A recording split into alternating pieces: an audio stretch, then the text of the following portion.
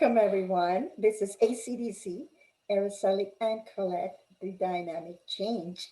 And my name is Araceli, and I'm a transition wealth advisor. And I love helping professional women to rearrange their finances. And as you know as well, I am a real estate investor, and I'm here with my partner, Colette. Colette, can you introduce yourself? Hi, everybody. My name is Colette Rabba. I am a residential real estate broker in the GTA. I also love helping single women, but I also like helping families get into a house that they love or sell a house that they don't love so much anymore. As you may know, unless you live under a rock, the real estate market right now is a little bit crazy. So we're in a seller's market, which means there's very low inventory and we have lots of people looking and wanting to buy, and that's why the prices are going crazy and going over asking, and it's really nuts. So Araceli and I are here for you to answer all your real estate and investing questions if you're interested in real estate investing or just to purchase and invest in a home for yourself. And we thought today would be a great idea to go through the terms that we hear all the time, and people say, well, what does that mean? Yeah. So we're going to go really quickly because we don't have a lot of time, and we're going to go through some terms. Are you ready? Yes, we are ready. And remember, when I started in real estate investing, I didn't know any of these terms. I had gone to many networking meetings, and everybody started talking about this. And I think it happens with every industry. That when I was an engineer, and there was a whole bunch of terms that I knew what they meant, but if you hear the conversation, you will say, "Oh, what's that? I don't know," right? So that's why we want you to kind of have a little bit of an understanding what that means if you hear those terms. Now, if you want to have more detailed explanation, we're probably going to put a webinar together because today is just a quick overview of the meaning. It's not enough time to explain exactly what it really means. Okay, so go ahead, Colette.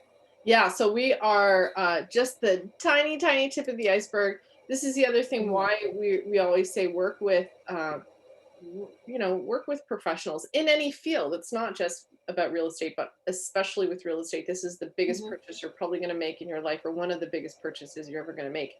And to know everything, we don't expect our buyers to know everything. So that's why we want to give you like a little taste, but also to realize that there are so many other terms that we just don't have time to go through it. Yeah. And it's such a personal thing that when we work with someone, that we go through that with them as it's needed, need to know basis. So, but we're just going to give you a little bit of a snippet of what we're talking about, because these are things that we think everybody should really know.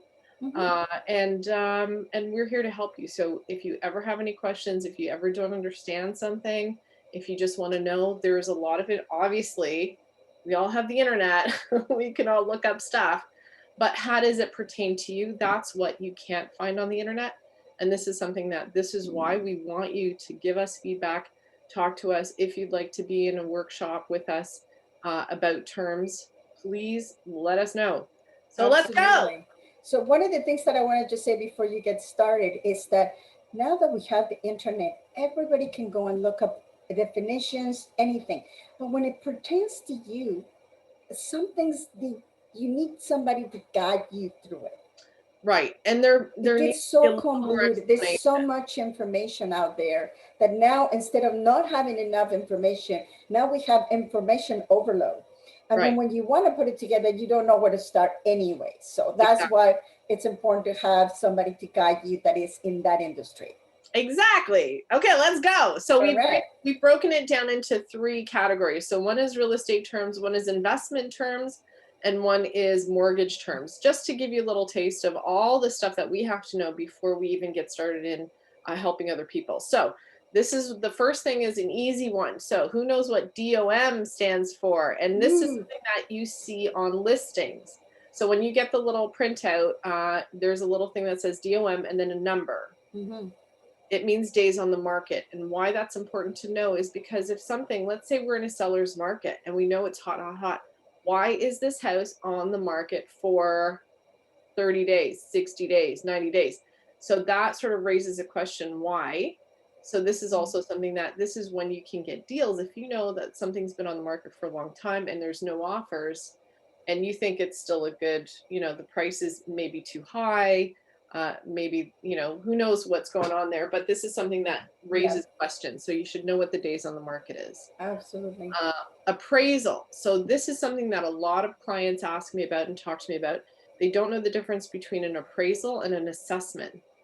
Assessment is what the city does or the municipalities do to figure out how much taxes you're paying. So every few years, you'll get a property assessment. An appraisal is what the bank needs to have in order to lend you the amount of money that you're asking.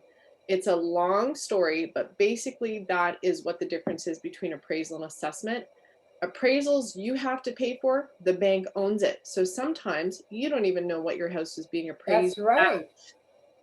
It's terrible. It's terrible. But it's just something that the bank requires, any lender requires, if they have, if they really don't know what the area is, if the house is, and it doesn't matter if the house is new or old, the bank may request an appraisal. So be ready for that. And it costs about $500 usually. What is title? So title is something that when we talk about, you get title or you get the deed. So title means it tells you I have the ownership of this property. A deed is the piece of paper that it's written on. So it's a little bit different. So you can own title, but it's a little confusing, but the deed is like the piece of paper that tells you that you own title. A lot of places, a lot of municipalities don't even give you a piece of paper anymore. It's all done electronically. That's right. Yeah. So, to say, I want the deed, I want it, I want to frame it. Yeah, it doesn't really have it. Don't have it anymore. And in the US, so, you don't even have the title. You always just have the deed, and that's it. And there's no piece of paper. So it's always you own the deed or not. So So that's the confusing thing. So a lot of people get confused, but if the lawyer says, I'm checking title, they want to know who actually owns the property. Because let's say I'm selling my property, the lawyer is going to check to make sure I'm the right person that's signing all these pieces of paper, that I actually own the title of the property. So a little confusing, but again, if you need more explanation, we're here to help you. Send us a message. So investment terms, you want to take these? Yeah. So here there's a few things that sometimes they get a little confusing. Some of them mean almost the same thing, but not quite. So for example, ROI. So that's return on investment. And you hear this on, let's say, a stock market. What is the rate of return? At GIC, normally they'll give you a steady rate of return. Maybe it's at 3% or 2%. And that's what you make on your money every year. A rate of return in real estate is mostly used for a flip. So that means you're buying a property, you're fixing it up, and then you're going to resell it. So you want to know how much your rate on investment is. And this has just a very small formula, which is all your expenses divided by the purchase price and what you're making. So the profit divided by all your costs will give you your rate of return. And it always expressed in percentage. Okay. And the same, we're going to be putting a little bit of a webinar to explain all of these and how you can calculate it yourself. The next one, this one actually, Colette talks about it all the time. STA, this is not a disease, okay? It's not a disease. It stands for short-term accommodations. And so a lot of people call this, I have an Airbnb, but it's really not an Airbnb, right? It's like the brand, but the proper term will be you have a short-term accommodations. So people staying in your property for a short period of time. That's what the term stands for. Now, cap rate, oh my goodness, this thing for the longest time, I had no idea what it meant. I went to several real estate meetings and everybody was throwing this word around. And I said, okay, what is this cap rate? Do I have like a hat or something that I need? But basically this will give you, and is mostly used in real estate, to give you the rate of return that you will get on a rental. for the long term. So cap rate the same. You have your net operating income, which is another term, divided by the fair market value or the purchase price. And that will tell you what is your rate of return on an ongoing basis.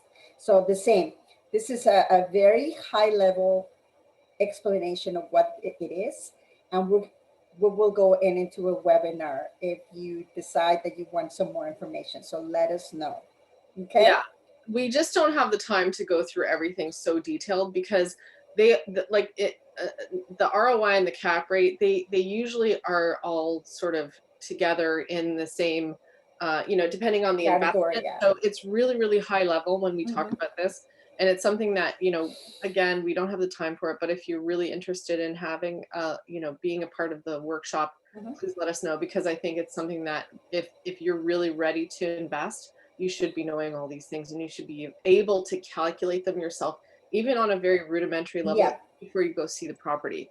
So this is something that we can talk about more in depth, but not today. So the last thing that we broke this down into mortgage terms, because these are things that people are always saying, okay, well, I can't qualify for a regular, I want to buy second income property, or, how do I do this? And the mortgage terms, there's a lot of ways to do these things. So again, it's highly specified on who you are and what kind of investment, how much money you want to invest, what kind of investment you want. Like we've talked about that in other shows as well. So when you really want to break it down, these are very generalistic terms. So, and these are questions that we get all the time too. I get them from my clients. Araceli gets them from her clients. So we always try and jot them down somewhere and then talk about it on the show. So again, if there are specific terms that you want to know as well, or you think other people want to know, please let us know. So basically HELOC, and this is something that don't be ashamed that you don't know, or don't be embarrassed that you don't know these things. These are, again, some terms, if it never occurred to you, or if you don't really, it's not something that you normally come across. So HELOC stands for home equity line of credit. So this is something that I have a house, I already own a property. And this is something that a lot of investors do. They have a property, they take equity out of that house. And again, we're going to try and get a mortgage agent on next week to talk about these things and kind of different ways to invest. So HELOC, when I take equity out of my own house, I can take it and invest it in another property or into something else, or maybe repairs on my home, or upgrades, improvements on my home. So these are things that it's a way, instead of getting a traditional mortgage, you can get a HELOC on your current mortgage, on your current home, and buy another property, an investment property or a cottage or something else. Yeah. So home equity line of credit is the same as a line of credit. People say line of credit. It's also how. So a home equity line of credit means I'm using my home as collateral. Collateral, correct. And they're tied together. So that's very important to know. Amortization versus term mortgages. This is a long story, but amortization has to do with time. And the term also has to do with time. So do you want to talk about it a little bit? Yeah. So just to finalize, the HELOC versus the LOC, or the line of credit, is just the difference. You can have a line of credit without having a property. So that means it's a HELOC. So that's the difference, is that you're using your home as a collateral. And correct. Normally the difference would be the interest rate. So HELOCs will have a lower interest rate than just a regular line of credit, because you have a collateral. So it is less chances of you defaulting of that. Well, and banks, when you look at banks, they want to know that they're lending you something and there is collateral. So that's why it's a little safer investment for them to invest in something that you already have. They know. And then that goes back to our first slide with an appraisal. So the bank, if you want to even get a HELOC, sometimes they say, well, we'll need to appraise your house. Absolutely. And what the value of your house is. So again, they're all intertwined. They're all all these terms are very specific to your needs. So once you figure out what you want to do, how you want to invest, these are things that we can help you with. Yeah. So amortization versus term. Amortization versus Yeah. term, it's something that a lot of people get confused about it because they say, well, I have my mortgage for 5 years at the bank. So what they're talking about, it is the term, and the term has to be, it's related to the actual interest that you're getting. So the Right. bank is actually giving you, let's say that you qualify for 2%. It's guaranteed that you're going to have that percent, the 2% for that term, which is the 5 years. That's Right. it. Or After 1 year. or Sometimes it's a year it or could be 2 years. 1 year, 2 years, 3 years, 5 years, 10 years, right? Yeah. So for whatever term you qualify, that interest rate, the bank is guaranteeing you that term for during that term. If it's a fixed rate. Exactly. It could be Fixed. also variable. Variable Right? is a little different too. So see what I mean? Like, or see how what we mean, because they're all very, very different and very, very, there's so many options and And so that many can little ways make to a tweak big it. difference for you in terms. It does. Right. But the term has nothing to do with the amortization. And what that means is if you divide the purchase price into how many years you actually want to pay it, the usual amortization period would be 25 years. But Right. now we also have 30, 35 years. And in the States, it's very common to have a 50-year Wow. amortization period. Oh, I didn't know. I think in Canada the max is 30, isn't it? It's, I believe it's 35. Okay, so again, it's a calculation. So amortization is the calculation to get your monthly rate, to get your monthly payment figured out. The monthly payment. Right. So the longer, if correct me if I'm wrong, the longer your term, the lower your monthly rate will be. Your monthly payment will be. It's actually the longer the amortization period is, Yeah. the lower your term. Right. So if you have a 25-year amortization, I know it gets confusing. So that's how confusing it is. We want to be very clear. Yeah, if you have a 25-year amortization period, let's just assume for a second that your monthly payment would be $2,000, right? Okay. But because let's say that you want to have something a little bit more affordable. So now if you extend it to 30 years, now your payment might be $1,800, right? Right. Yeah. Which is a little bit better. But remember, everything comes at a cost. It might cost you less today, but you have to be making payments for the longer term. Right. And that is when you originally take the mortgage. Remember, in the term that you have, let's say that you pick a 3-year term. In 3 years, now you're going to have to renegotiate that because the rate that you currently have today for those 3 years may not be the same. Might be lower, might be higher. Right. So also why you should work with a mortgage agent, because they can go through all the numbers with you to say, hey, if you're making really good money now, pay your mortgage down faster, and this is how we'll do it. And the mortgage rates are so low. Now is the time to do it before you have to pay higher rates. So this is something that you really have to talk to your professionals about, to say, how do I pay it down faster now because mortgage rates are good and I'm working, and I don't want to do that when I'm in retirement. Like, think about it. If you're in whatever, if you're, let's say 30s or 40s, you want a 30-year mortgage? No. Like, you're going to maybe not still be in that house, but every 5 years you renegotiate that mortgage, or every 2 years, or whatever your term is, you have to go back to the bank or talk to your lender to say, we got to renegotiate. What are the rates like? If you want to sell too, this is really, it makes a big difference when you want to sell, because your term, let's say you have a 5-year term and you sell before the term is up, you will have a penalty, and you have to know what that penalty is to see if the numbers work out, especially if you're buying an income property and selling it before the term is up. Again, very detailed. We don't have time for that. So let's get to the last thing, which is VTB. This is a term that is not very common, but it is used in real estate investing, and it stands for vendor take back. And this is a tricky thing to explain, but basically what it is if you have a homeowner that owns the property outright, or maybe has a little bit of mortgage, instead of you taking a mortgage from a financial institution, you will take a mortgage and make payments to the seller. the person that is selling you the property, because they're still going to charge you interest and everything, but they want to have that cash flow coming into them without going or maybe qualifying through a financial institution. This is done. Let's say that you have your parents and they have a property that is paid for, that is rented, and they want to sell it to you, and you don't have a lot of income to qualify. They will give you a vendor take back. So they still have, they hold title. Their Right. house will always be on their name. Very important to know that. Very important. And then you make payments. It's Right. just like, it looks like a rent, but you're actually chipping away at the price that you have determined up front. Right. So, And even if it's family or, somebody friends that you're or is friends or somebody, always make sure you have the paperwork to back it up.